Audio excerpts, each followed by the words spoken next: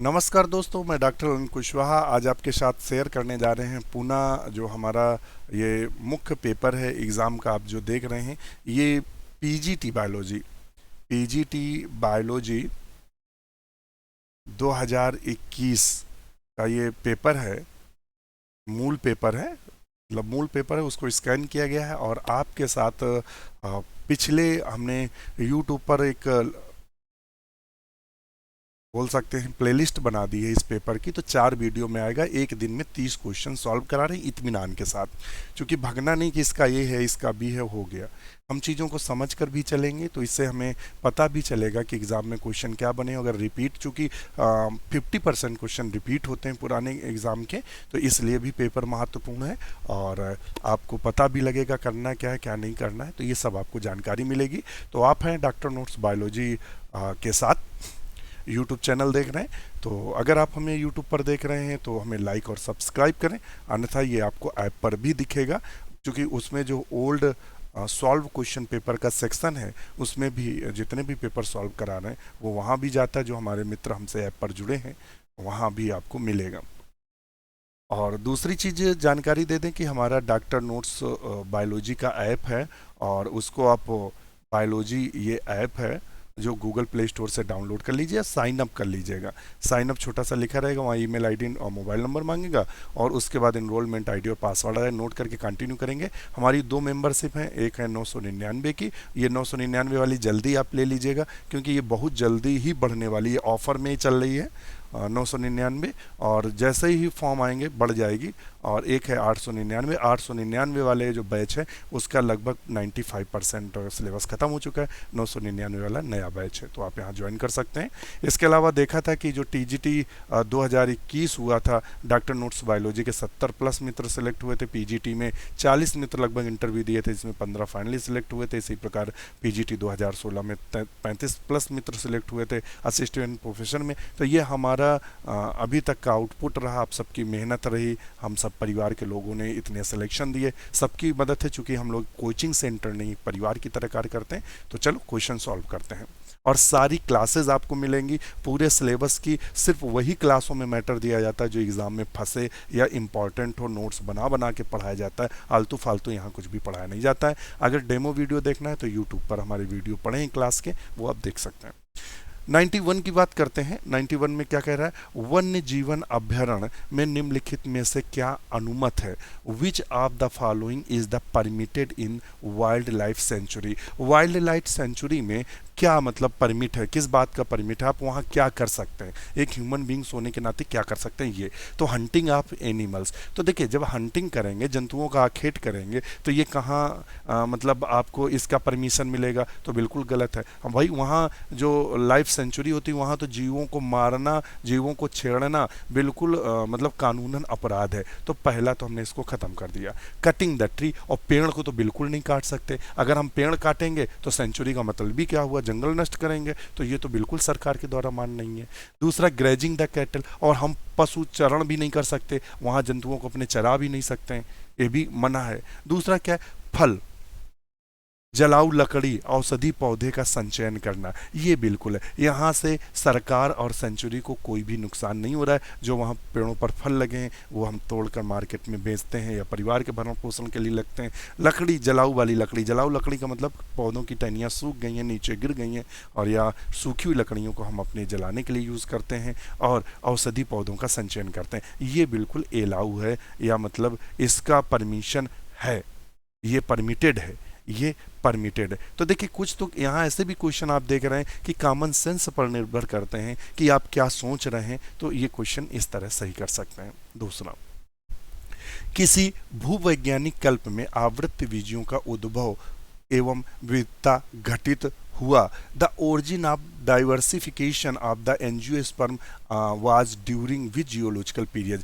किस geological period में जो एंजियोस्पर्म थे वो क्या हुए, उदय हुए, बने, और उसमें विविधता आई। तो क्रिटेशियस पीरियड ऐसा है जिसमें एंजियोस्पर्म की का उद्भव हुआ है। क्या हुआ है, उद्भव हुआ है। ये क्वेश्चन आपको मिलेगा कहाँ, इसका आंसर तो सिंह पांडे जैन की बुक है। सिंह पांडे जैन की जो बुक है, ध्यान रखिएगा, हम आपको बता दें, सिंह पांडे जैन की बुक है। रखी है क्या, दिखाएं क्या आपको? चलो हम दिखा देते हैं क्योंकि काफ़ी इंपॉर्टेंट है। ये सिंह पांडे जैन की बुक है और ये आपको मिलेगा, एक टेबल लगी होगी और सबसे ज़्यादा क्वेश्चन पूछे गए हैं। ये वाली आप टेबल देखेंगे, अगर ये वाली आप हमें देख रहे होंगे, ये वाली पूरी टेबल बनी हुई है, ये देख रहे हैं, ये पूरी टेबल बनी है। तो इसमें कब कौन पौधे उत्पत्ति हुए और क्या हुए, कब बने, इन सब का आपको डिटेल मिल जाएगी। सिंह पांडे जैन जो आप बुक अगर लिए हैं तो उसमें सारा डिटेल आपको दिया हुआ है, तो वहां से आपको सारी जानकारी मिल जाएगी। क्रिटेशियस, मैंने पेन कहाँ रख दिया भाई, मिल गया। तो क्रिटेशियस में देखने को मिलेगा, कहाँ देखने को मिलेगा, क्रिटेशियस में। तो इस तरीके से यहाँ से आप क्वेश्चन सॉल्व। और एक चीज़ और बता दें, ये वाला जो हिस्सा है ये सबसे ज़्यादा पूछा गया था। एक खास बात ये है कि ये वाला हिस्सा सबसे ज़्यादा इस बार पूछा गया है और सबसे ज़्यादा ये ट्रेंड में रहा इस बार, इसको भी ध्यान में रखिएगा। ये सबसे ज़्यादा ट्रेंड में भी रहा, सबसे ज़्यादा पूछा भी गया, तो इसको भी ध्यान में रखिएगा। यहाँ से 2-2, 3-3 क्वेश्चन पूछे हैं जम। और हम आपको ये तीनों बता दें कि इसमें से ट्राइसिक, जुरैसिक और क्रिटेशियस ये किसके हिस्से हैं, तो ये मीज़ोजोइक इरा के हैं। किसके हैं? मीज़ोजोइक इरा के तीनों भाग हैं। ध्यान रखिएगा, ये तीनों भाग किसके हैं? मीज़ोजोइक इरा के हैं, इसको भी ध्यान में रखिए। क्रिटेशियस में जो एंजियोस्पर्म थे, एंजियोस्पर्म ये हमारे पीछे चल रहा है, इधर कर लें, ये एंजियोस्पर्म यहाँ डेवलप हुए, एंजियोस्पर्म, और जिम्नोस्पर्म की संख्या यहाँ कम होनी शुरू हुई थी क्रिटेशियस में। अगर जुरैसिक की बात करें तो लेप्टोस्पोरेंजिएट फर्न की संख्या ज़्यादा थी। किसमें? जुरैसिक में लेप्टोस्पोरेंजिएट, लेप्टोस्पोरेंजिएट। और हमने आपको एक चीज़ बताई थी जब हमने आपको टेरोडोफाइट पढ़ाया था पहले बैच में, टेरोडोफाइट, अभी दूसरे बैच में भी क्लासेस शायद हो चुकी हैं टेरोडोफाइट की। टेरोडोफाइट में हमने कहा था लेप्टोस्पोरेंजियम, जब स्पोरेंजियम एक सेल से विकसित होती है, ये एक सेल से विकसित होती है तो उसे लेप्टोस्पोरेंजिएट। तो इस समय लेप्टोस्पोरेंजिएट फर्न सबसे ज़्यादा थे, इसको भी ध्यान में आप रखेंगे। अगर ट्राइसिक पीरियड की बात करें, तीसरा ट्राइसिक पीरियड की, तो टेरोडोस्पर्मेल्स गण के सदस्य या साइकेड्स, कोनीफर्स, गिंगोल्स की संख्या में वृद्धि हुई थी ट्राइसिक पीरियड में, तो इनको थोड़ा देखेगा। और जो पर्मियन है ये पैलियोजोइक का है, ये पर्मियन जो है ये पैलियोजोइक इरा का है। किसका है? पैलियोजोइक इरा का है भाग है। और पर्मियन में क्या था, इस समय प्रिमेटिव जिम्नोस्पर्म और टेरोडोफाइट्स जो थे वो ह्रास हो रहा था और आद्य जिम्नोस्पर्म बन रहे थे पर्मियन में, इसको ध्यान में रखिएगा। तो आप समझ गए होंगे। तो चूंकि एंजियोस्पर्म की उसने बात की है, तो एंजियोस्पर्म में क्या सही होगा, तो वो सही होगा क्रिटेशियस।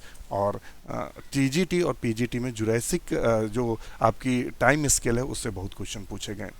मछली में क्लोराइड स्रावित कोशिकाएं पाई जाती हैं, तो यहाँ से ये भी ध्यान रखिए, क्लोराइड वैसे हम लोग पानी को शुद्ध करने के लिए क्या करते हैं, पानी को शुद्ध करने, यहाँ से भी पता, शुद्ध करने के लिए क्लोरीन का छिड़काव करते हैं, क्लोरीन का। और यहाँ उसने कहा मछली में क्लोराइड स्रावित कहाँ से होगा, तो पानी से संबंधित यहाँ अंग कौन सा है? गिल है। क्या है? गिल। पानी से संबंधित जो अंग है वो गिल है, और गिल फड़े से ही जल अंदर जाता है। तो इसका मतलब क्लोरीन यहाँ स्रावित होता है और जल को शुद्ध करता है या जल में हानिकारक चीज़ों को हटाता है जिससे मछली को नुकसान ना हो। किडनी से कोई मतलब है नहीं, यकृत और पिट्यूटरी, तो ऑप्शन ये सही करेंगे। नेक्स्ट क्वेश्चन है, किस तना में द्वितीयक वृद्धि पाया जाता है तथा संवहन बंडल लेप्टोसेंट्रिक होते हैं? विच one of the following stem show secondary growth? वो कौन सा स्टेम है जिसमें द्वितीयक वृद्धि देखने को मिलती है? एंड वेस्कुलर बंडल आर लेप्टोसेंट्रिक होते हैं, तो वो होता है ड्रेसिना। किस में देखने को मिलते हैं? ड्रेसिना में। और देखिए मेज जो है ये कैसा है, और मेज और व्हीट इन दोनों को तो आप समझ लेंगे ये क्या है, मोनोकाट है। क्या है? मोनोकाट है। और यहाँ सेकेंडरी ग्रोथ मोनोकाट में अब्सेंट होती है। तो देखिए ये तो हमने पहले ही कैंसिल कर दिए, खत्म करो। साइनोडॉन को आपने पढ़ा ही नहीं होगा किताब में, आपने पढ़ा किसको? ड्रेसिना है, अन्य पौधों को पढ़ा, तो हम ऑप्शन ये लगा लेंगे। यही सही था। पीतक की मात्रा के आधार पर हमने आपको पीतक की मात्रा के आधार पर उसके वितरण के आधार पर मेंढक के अंडे होते हैं।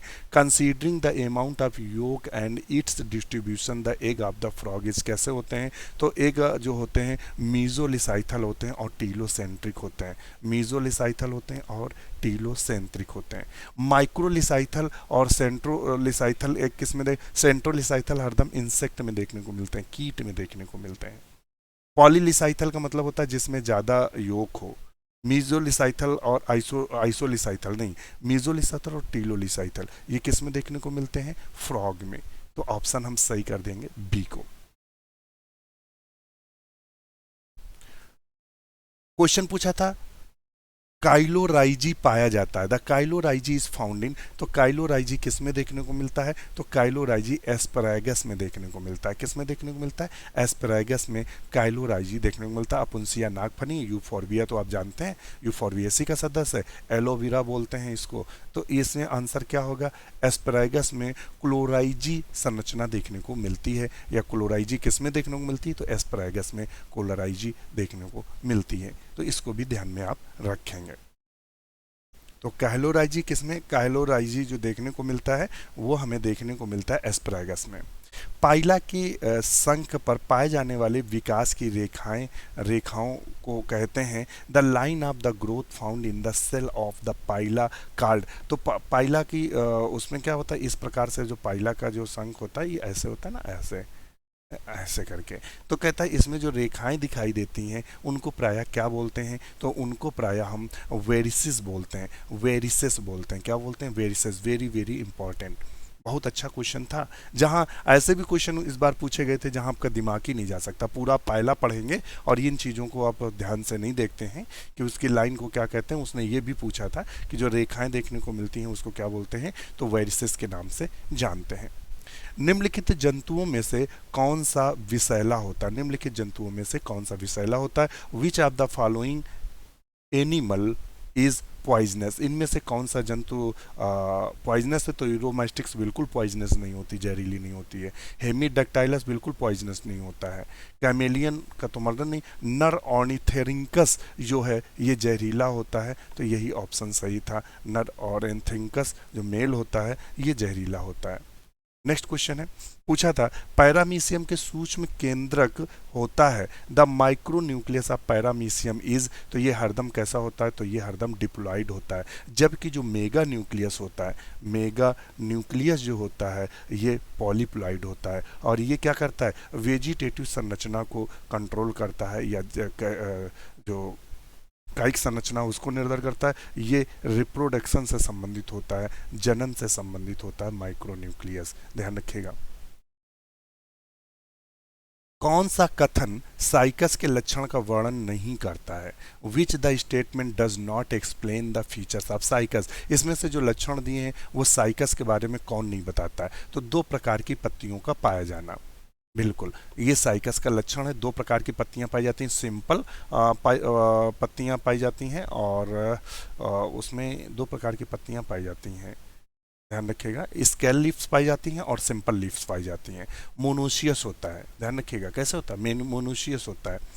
और विड्ज शेप्ड माइक्रोस्पोरोफिल भी होता है, कील आकार के माइक्रोस्पोरोफिल, ये भी सही है। जड़ में माइक्रोराइजा पाया जाता है, संगत ये गलत है। क्योंकि जब हम जिम्नोस्पर्म पढ़ते हैं तो माइक्रोराइजा पाइनस में पाया जाता है। किस में पाया जाता है? पाइनस में। माइक्रोराइजा किस में पाया जाता है? केवल पाइनस में पाया जाता है, ना कि साइकस में। साइकस की जड़ में जो कोरेलॉइड रूट होती है, कोरेलॉइड जो रूट होती है उसमें एल्गी पाए जाते हैं। क्या पाए जाते हैं? और कौन से एल्गी पाए जाते हैं? नॉस्टॉक पाया जाता है और एनाबीना पाया जाता है। एनाबीना ये पाए जाते हैं, ना कि माइक्रोराइजा। तो ये माइक्रोराइजा किसमें? पाइनस में। यही गलत है, तो इसी ऑप्शन को डी को हम सही करेंगे। नेक्स्ट क्वेश्चन देख लेते हैं। प्याज का पत्ती रहित तना जो कि पुष्प उत्पादित करता कहलाता है। देखिए प्याज जब होता है तो इस तरीके से नीचे हो जाता है, इसमें बहुत डंठल बड़ा निकलता है, और यहाँ प्याज में ये पूरा का पूरा पुष्प का गुच्छ निकलता है। तो बोलता है इस संरचना को किसके नाम से जानते हैं? तो इसको स्केप के नाम से जानते हैं। किसके नाम से जानते हैं? स्केप के नाम से जानते हैं। तो ऑप्शन इसका सी सही होगा। क्या सही होगा? स्केप। क्या होगा? एस्केप बोलते हैं। क्या बोलते हैं? एस्केप। नेक्स्ट क्वेश्चन देखते हैं। प्रोटीन संश्लेषण विषयक निम्नलिखित कथनों में से कौन सा सत्य नहीं है? विच of the following statement is not true regarding the synthesis of protein? Protein के संश्लेषण के लिए क्या सही नहीं है? तो कई सारे ऑप्शन दिए थे। क्या दिए थे? इसमें mRNA, tRNA, राइबोसोम, अमीनो अम्ल, ऊर्जा तथा एंजाइम की आवश्यकता, तो बिल्कुल ये सब जरूरी हैं, तो ये तो सही है। संक्रमित अमीनो अम्ल tRNA से संलग्न होता, बिल्कुल सही है। mRNA 5 से 3 दिशा में पढ़ा जाता है, बिल्कुल सही। पॉलीपेप्टाइड संश्लेषण सी छोर से एन छोर की ओर बढ़ता है, यही गलत था। सी छोर से एन छोर की ओर बढ़ता है, ये गलत था। वहां पी और ए छोर होता है। क्या होता है? पी और ए छोर होता है। तो ऑप्शन इसका डी सही है, यानी गलत पूछा है। तो फिर पूछा था एपीगाइनस फूल क्या है?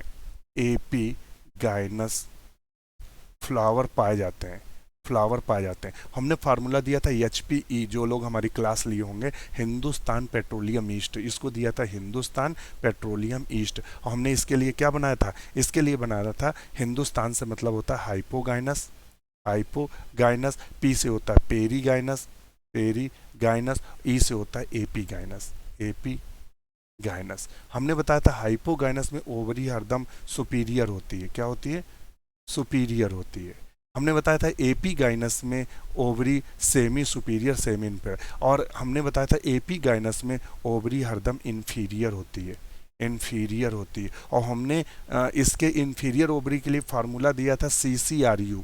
जब फैमिली पढ़ाई है आपको, जो पढ़ा रहे हैं आप नए क्लासों में, तो वहाँ ट्रिक्स जो दी थी CCRU, यानी हमने क्या बताया था? कुकरबिटेसी, कंपोस्टी और रोजेसी था, और अम्ली फेरी। इनमें ओवरी हरदम इन्फीरियर पाई जाती है। और अब हम यहाँ देखते हैं कुकरबिटेसी से संबंधित कोई है, तो पहले नजर आ गया कुकरबिटा, तो हमने इसी को सही किया, तो यह है कुकरबिटा। आर्जीमोन मैक्सिकाना पैपा विरेशी को दिखाता है, पैपा विरेशी को दिखाता है। मालवा जो है वो किसको दिखाता है? मालवेशी को दिखाता है। सोलेनम सोलेनेशी को दिखाता है। तो एपीगाइनस फूल किस में देखेंगे? कुकरबिटा में। तो ऑप्शन इसका ए सही है।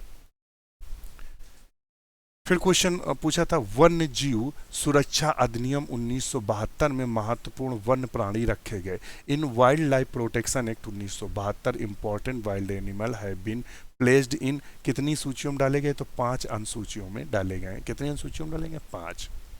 ये क्वेश्चन बड़ा अच्छा था, बिल्कुल नया क्वेश्चन था, ध्यान रखिएगा, नया क्वेश्चन था। पूछा था किस कुल के सदस्यों में सिनग्रीन पाया जाता है? बहुत अलग उम्दा क्वेश्चन था। तो ये ब्रेस्केसी फैमिली में देखने को मिलता है, ब्रेस्केसी फैमिली में या क्रूसीफेरी फैमिली में सिनग्रीन देखने को मिलता है। तो ऑप्शन इसका सी सही होगा। नोट कर लीजिएगा, ये हर एग्जाम में TG में आएगा, क्वेश्चन बना है सिनग्रीन किस में देखने को मिलता है? तो ब्रेस्केसी कुल के पौधों में सिनग्रीन देखने को मिलता है। मोबिवियन ग्लैंड पूछ देता है किस में देखने को मिलता है? वो भी ब्रेस्केसी में देखने को मिलता है, कॉमन क्वेश्चन है। तो सिनग्रीन present in the members of the family, किस मेंबर की फैमिली में देखने को मिलता है? तो ब्रेस्केसी में देखने को मिलता है। मानव रुधिर में माइक्रोफाइलेरिया की उपस्थिति से फाइलेरिया निदानित किया जाता है, इसके लिए रक्त नमूना लिया जाता है। Filaria is the diagnosed by the presence of the filariae in the human blood for the blood sample is taken. कब ब्लड सैंपल लेना चाहिए? तो रात में लेना चाहिए, क्योंकि ये ऊपर आ जाते हैं, इनके जो कीटाणु होते हैं फाइलेरिया के, बाउचेरिया के जो लार्वा होते हैं ऊपर आ जाते हैं। तो इसका सैंपल लेने का समय रात 10 बजे से सुबह 4 बजे के लगभग लेना चाहिए इनका सैंपल इस समय। तो ऑप्शन इसका डी सही था। क्वेश्चन फिर पूछा था किस एक क्षेत्र में चैपराल पाए जाते हैं? The chaparral occurs in one of the area. इनमें वो कौन सी एरिया जिसमें चैपराल देखने को मिलते हैं, ये चैपराल जंतु देखने को मिलते हैं? तो मेडिटेरियन जो एरिया है, यहाँ चैपराल प्राय देखने को मिलते हैं। आहार के लिए लाख कीट किस पौधों में निर्भर करता है? तो ध्यान रखिए, जनरली जो एग्जाम्पल होता है बूटिया मोनोस्पर्मम पाया जाता है, मगर जब आप डीप किताब में पढ़ेंगे तो बेर में भी देखने को मिलते हैं, कैजाइनस कजान में भी देखने को मिलते हैं। तो इसलिए ये क्वेश्चन गलत हुआ था, बूटिया मोनोस्पर्मा। और बाद में जब इसको बहुत डीप आप पढ़ेंगे तो लिखा था बहुत सारे पौधे हैं जिनमें ये देखने को मिलता है। तो इसका ऑप्शन था डी, कैजाइनस कजान, जूजीफस जूजुबा, बूटिया मोनोस्पर्मा। तो ऑप्शन इसका डी सही था, जो जिसमें लाख के कीट पोषक पौधों पर निर्भर करते हैं। नेपिलस लार्वा, बहुत क्वेश्चन था ये। खास बात है कि ये टीजीटी 2016 में क्वेश्चन पूछा गया था और सेम क्वेश्चन हफ्ते भर बाद जो एग्ज़ाम था पीजीटी 2021 का, उसमें सेम क्वेश्चन रिपीट हुआ था। नेपिलस लार्वा में पाई जाने वाली 3 जोड़ी उपांगों में विषयक निम्नलिखित कथनों में से कौन सा सत्य है? तो जो नोपिलस लार्वा है उसमें जो बोथ एंटिनी एंड मैंडविल्स बाईरेमस होती हैं, यानी उनके आगे दो दो भाग होते हैं। ध्यान रखें, एंटिनी और मैंडविल्स दोनों कैसे होते हैं? बाईरेमस होते हैं। तो ऑप्शन इसका डी सही था, यानी स्तरंगिकाएं और चिबुक दोनों द्विशाखी होते हैं। पॉलीसोम कंसिस्ट, पॉलीसोम मिलकर बना होता है, तो हम इससे पहले बता चुके हैं कि पॉलीसोम किसे कहते हैं? राइबोसोम में जब हम एमआरएनए यानी एक एमआरएनए पर कई राइबोसोम लगे रहते हैं तो उसे हम पॉलीसोम कहते हैं। क्या बोलते हैं? पॉलीसोम के नाम से जानते हैं। तो ऑप्शन इसका क्या सही होगा? तो ऑप्शन सही होगा 110 का डी। ग्रिफिथ ट्रांसफॉर्मेशन का प्रयोग में विषैला वायरुलेंट स्ट्रेन कहलाता है। इन्होंने ग्रिफिथ ने ट्रांसफॉर्मेशन दिया था, क्या दिया था? ट्रांसफॉर्मेशन दिया था। ग्रिफिथ एक्सपेरिमेंट में ट्रांसफॉर्मेशन उन्होंने 2 फेस लिए थे, यस फेस लिया था और आर फेस लिया था। यस फेस क्या था? स्मूथ था, और जो स्मूथ फेस था वो कैप्सुलेटेड था। क्या था? कैप्सुलेटेड था। और कैप्सुलेटेड क्या था? रोग उत्पन्न कर रहा था, यानी वायरुलेंट था, वायरुलेंट था। और इसने पूछा वायरुलेंट स्ट्रेन कौन सा लिया था? तो इसका मतलब सिंपल सी बात है, उन्होंने कहाँ पहुंच गए, वायरुलेंट था। वायरुलेंट कौन था? यस स्ट्रेन था। और जबकि जो आर स्ट्रेन था वो रफ था। कैसा था? रफ स्ट्रेन था, अर्थात उसके ऊपर कोई भी कैप्सूल नहीं पाई जा रही थी और ये नॉन पैथोजेनिक थे, नॉन पैथोजेनिक, रोग नहीं उत्पन्न कर रहे थे। अगर आप इनका ग्रिफिथ का एक्सपेरिमेंट पढ़ेंगे तो ऑप्शन इसका ए सही था। निम्नलिखित में से किस उभयचर में निषेचित अंडे मांडा के आमाशय में विकसित होते हैं तथा लघु मेंढक उसके मुख से बाहर आते हैं? वो प्रायः किस में देखने को मिलते हैं? तो वो रिहोबैट्रेकस में देखने को मिलते हैं। किस में? रिहोबैट्रेकस में देखने को मिलते हैं। देखिए सैलामेंडर क्या है? वो घुंडी बना लेता अपने अंडे को चारों ओर, तो ये तो बिल्कुल गलत था। एलाइटिस जो है ये शायद तो उड़ने वाला मेंढक था या ऐसे कुछ है, एलाइटिस उड़ने वाला हो या मुझे याद नहीं आ रहा है, तो ये भी कोई मतलब नहीं था। एक थियोफिस तो था नहीं, तो क्या था? ये केवल रिहो बैट्रेकस ही एक समझ में आ रहा था, तो यही सही आयोग ने भी माना, यही सही भी था, रिहो बैट्रिकस।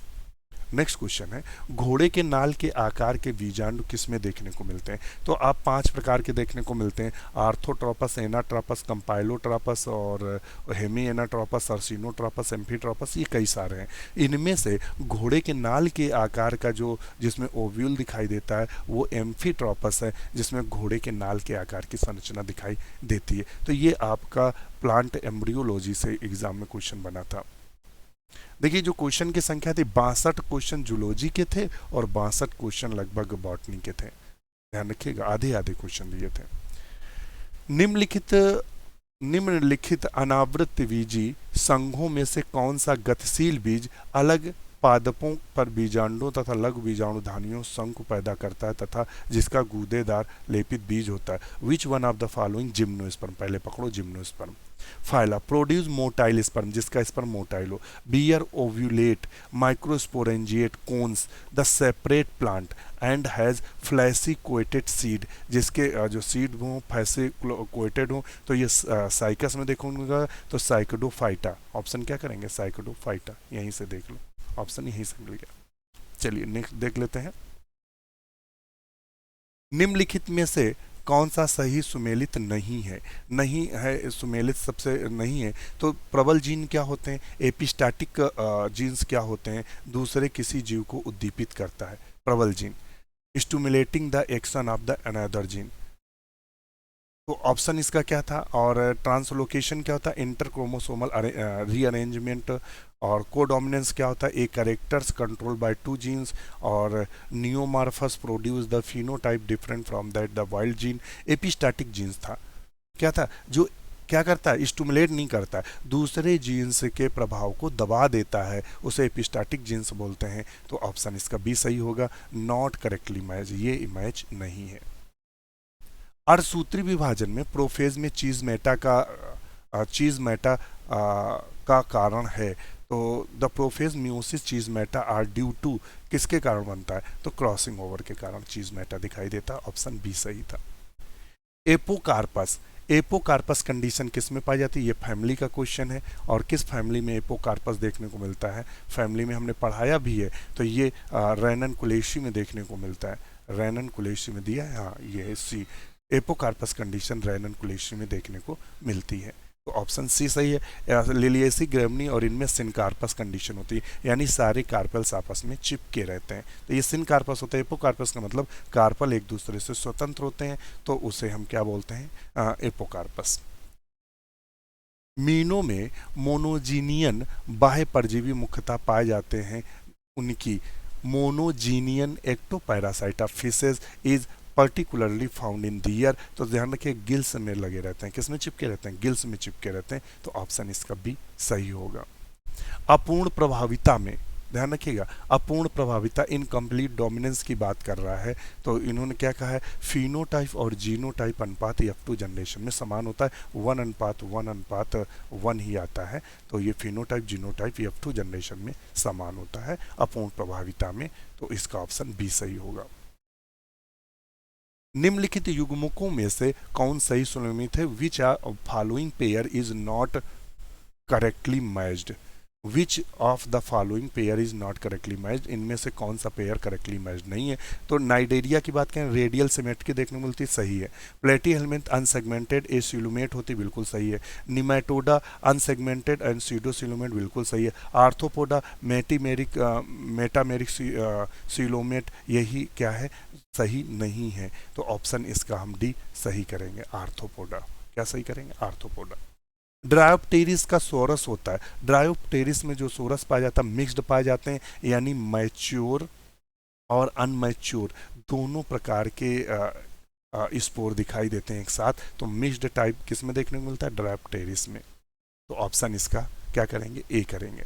निम्नलिखित में कौन सा बहिस्रावी अग्नाशय को उद्दीपित करता है, विच of the following stimulate the exocrine pancreas, exocrine pancreas को कौन स्टूमुलेट या उद्दीपित करता है, तो सिक्रेटिन, पैंक्रियोजाइमिन, ये क्या करते हैं, ये जो हमारा अग्नाशय है या पैंक्रियाज है उसको, एक्सोक्राइन पैंक्रियाज को क्या करते हैं, उद्दीपित करने का कार्य करते हैं। इंसुलिन देखिए इससे स्रावित होता है, उद्दीपित नहीं करता है। ग्लूकागॉन भी स्रावित होता है, किससे, अल्फा सेल से, ये किससे स्रावित होता है, बीटा सेल से। नेक्स्ट क्वेश्चन देख लेते हैं। एक क्लोरोफिल ए युक्त शैवाल जिसका संचयी उत्पाद सपुष्पिष्टा, देख a algal having chlorophyll a, तो एक क्लोरोफिल ए पाया जा रहा, floridean starch as storage product and lacking the flagellate cells belong to the cell, किस में देखने को मिलता है। तो देखिए फ्लोरिडियन से पत्रों स्टोरेज फूड मटेरियल अगर फ्लोरिडियन पाया जाता है वो हरदम रेड एल्गी में पाया जाता है, रोडोफाइसी में। इसी पॉइंट को पकड़ के सही कर लो तो रोडोफाइसी सही होगा। क्या सही होगा, रोडोफाइसी। अब आता है सूची फर्स्ट, और इसको सुमेलित कीजिए। क्या करना है, सुमेलित करना है। Match list first and second, choose the correct answer using the code and below, match कराना है तो करा लो। Neutrophils production the antibiotic, eosinophils kidney shaped nucleus, monocytes क्या दिया है, डाइपेडेसिस दिया है, lymphocyte number increase the allergy. तो ऑप्शन इसका डी सही था। क्या सही था, डी। इसका क्या सही था, डी। दूसरा पकड़ में आया था, सी का 2, सी में क्या होता है, मोनोसाइट, और मोनोसाइट कैसे ही होती है, इसका किडनक होता है, किडनी सेप्ट होता है। बस इसी से क्वेश्चन पकड़ में आ गया था। नेक्स्ट क्वेश्चन देख लेते हैं। द्विसंकर टेस्ट क्लास से प्राप्त प्रोजनी में यदि पैतृक टाइप्स की संख्या पुनर्गठित टाइप से अधिक है तो इसका कारण है। In dihybrid test cross, in dihybrid test cross the parental types exceed recombination type among the resultant progeny is due to, तो किसके कारण होता है, तो ये होता है लिंकेज के कारण। किसके कारण होता है, लिंकेज के कारण। तो ऑप्शन इसका ए सही है। तो इस तरह से मित्रों पूरे 125 क्वेश्चन आज जो आपके पीजीटी बायोलॉजी के मूल पेपर में आपसे 125 क्वेश्चन पूछे जाते हैं, जिसमें लगभग 62 क्वेश्चन जूलॉजी के होते हैं। सॉरी इधर लिखे, हमारे पीछे लिख रहा है। 62 क्वेश्चन जो होते हैं वो जूलॉजी के होते हैं और 62 क्वेश्चन बॉटनी के होते हैं। और ये ये आपको टोटल 125 क्वेश्चन आपको एग्जाम में देखने को मिलते हैं। एक क्वेश्चन जो होता है 3.5 का होता है, टोटल जो आपका होता है 4.25 शायद होता है, ऐसा कुछ है।